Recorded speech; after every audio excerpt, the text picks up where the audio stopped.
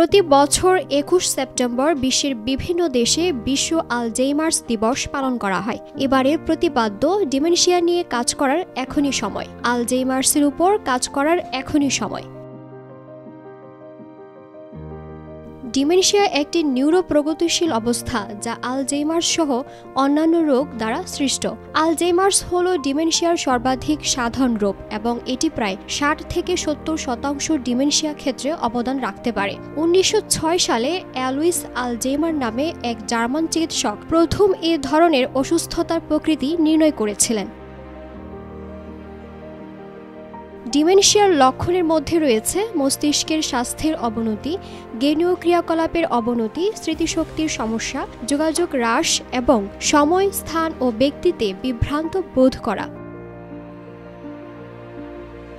বিশ্ব স্বাস্থ্য সংস্থার মতে অনেক দেশে ডিমেনশিয়ার সম্পর্কে সচেতনতার অভাব এবং ডিমেনশিয়া আক্রান্ত ব্যক্তিদের অধিকার রক্ষার জন্য আইনি কাঠামোর অনুপস্থিতি, পরিষেবাগুলোতে ন্যায়সঙ্গত প্রবেশ এবং সমাজে ডিমেনশিয়া যত্নের গ্রহণযোগ্যতা নিশ্চিত করার ক্ষেত্রে একটি উল্লেখযোগ্য চ্যালেঞ্জ তৈরি করে।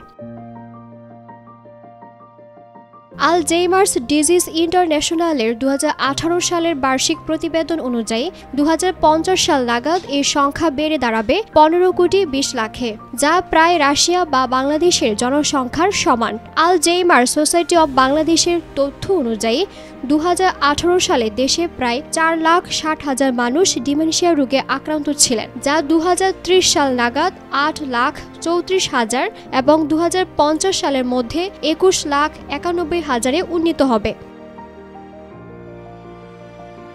বাংলাদেশের ডিমেনশিয়ার প্রাদুর্ভাব বয়স বৃদ্ধি, নিম্ন শিক্ষা, অপুষ্টি এবং সামাজিক কর্মকাণ্ডে অনিয়মিত অংশগ্রহণের সঙ্গে সম্পর্কিত। বাংলাদেশে ডিমেনশিয়ার সম্পর্কে সামাজিক সচেতনতা খুবই কম এবং ডিমেনশিয়ায় আক্রান্ত ব্যক্তির রোগ প্রায়ই নির্ণয় করা যায় না। গ্রামাঞ্চলে বসবাসকারী অধিকাংশ মানুষ প্রয়োজনীয় চিকিৎসা সেবা পায় না।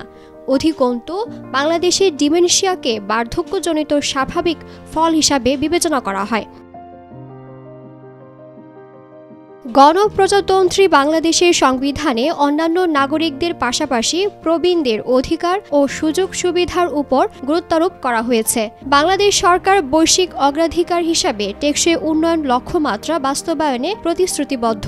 সব বয়সে সবার জন্য সুস্থ জীবন ও কল্যাণ নিশ্চিত করতে ২০১৫ সালে জাতিসংঘ টেকসই উন্নয়ন লক্ষ্যমাত্রা ৩ সুস্বাস্থ্য ও কল্যাণ নির্ধারণ করে।